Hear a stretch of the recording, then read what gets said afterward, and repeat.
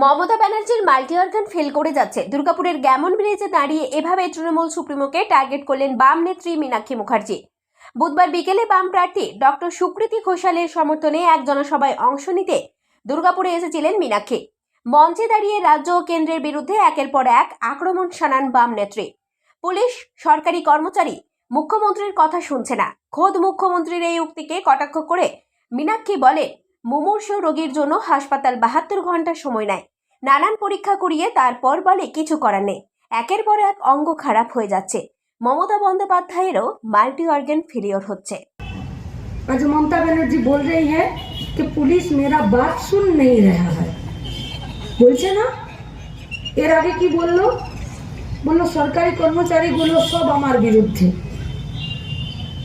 হসপিটালে একটা পেশেন্ট ভর্তি করলে বলে 72 ঘন্টা পর বলবো। কেন বলবো? সব টেস্ট করব, তারপর 72 ঘন্টা পর পেশেন্টের অবস্থা যদি খুব খারাপ থাকে তখন বলে যে সব অর্গান আস্তে আস্তে ফেল করে যাচ্ছে।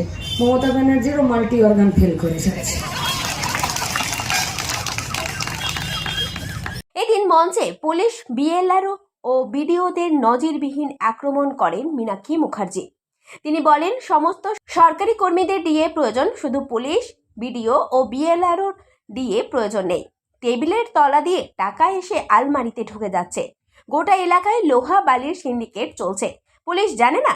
প্রশ্ন বাম নেত্রীর। সব সরকারি কর্মচারী ডিএর প্রয়োজন আছে, একমাত্র পুলিশ, বিডিও আর বিএলআরও ডিএর প্রয়োজন নেই। বিশেষ প্রজাতি পশ্চিমবঙ্গ। কেন? টেবিলের তলায় পয়সা আছে, আলমারির ভিতরে ঢুকে যাও ফাইল মাথা নিয়ে। লাভ কি হচ্ছে? আজকে প্রকাশ্য রাস্তায় খাঁকি ভর্তি করে পুলিশ মার খাচ্ছে। ভালো হচ্ছে? ভালো হচ্ছে?